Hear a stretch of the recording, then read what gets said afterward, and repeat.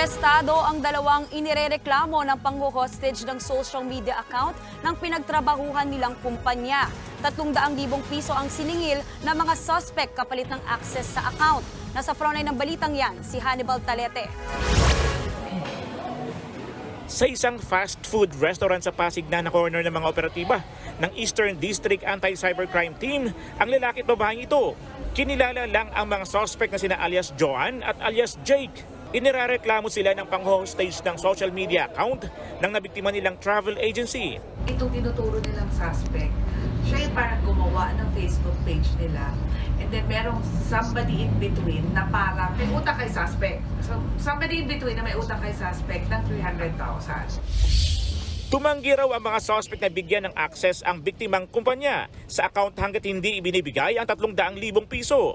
Pero depensa ng suspect na si alias Joan, natitirang sweldo niya at ng kanyang mga kasamahan ang kanyang hinihingi. Nasa kontrata o umano nila na babayaran sila ng travel agency ng ₱250,000 pero 200,000 pesos lamang ang naibigay sa kanila. Ang balanse lang daw ng kumpanya sa kanila ang hinihingi niya. Itinanggi rin ni alias Joan na siya lang ang nakakaalam ng access na kanilang account. Ako po ang isa sa mga inilagay na admin ng account nung after gawin yung account. Kasi ako po ang nag-facilitate na maayos yung account na yun. So technically po, yes, may access ako. Pero may access din silang lahat. Maharap ang mga suspect sa reklamong robbery, extortion at karampatang reklamo kaugnay sa illegal na pag-access sa social media account.